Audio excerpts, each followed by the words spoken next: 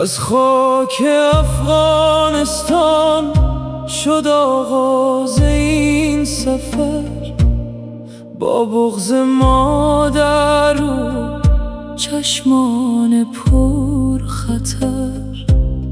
نه سایه امنی، نه راه معلومی، فقط کوه و برف و شب‌های مظلومی.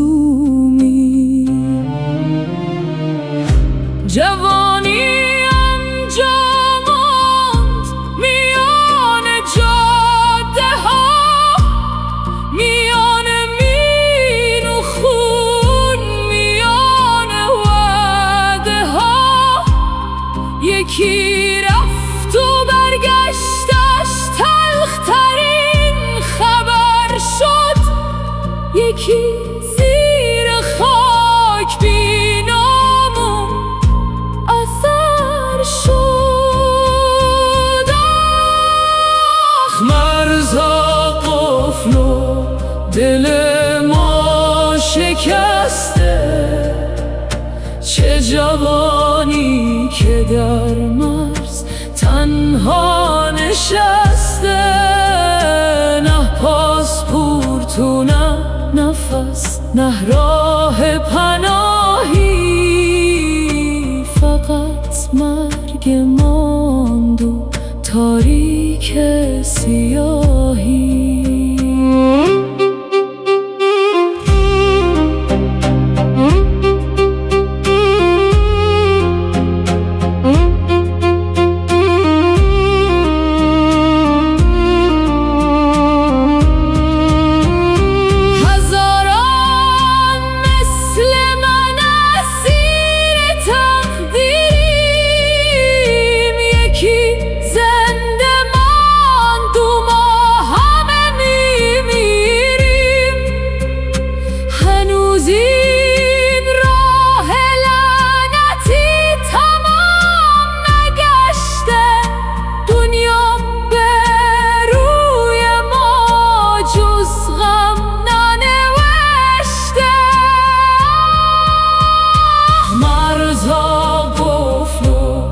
دل ما شکسته، چه جوانی که در مرز تنها نشسته.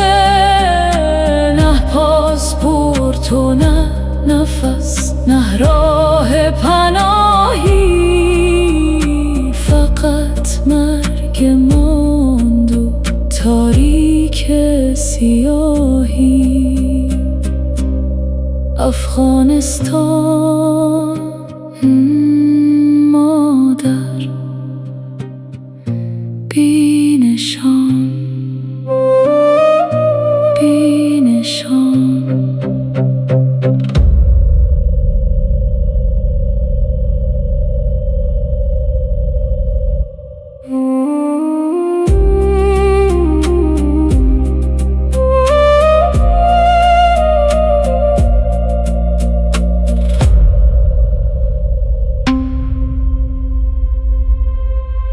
Subscribe to my channel, hit that like button, and share your thoughts in the comments below.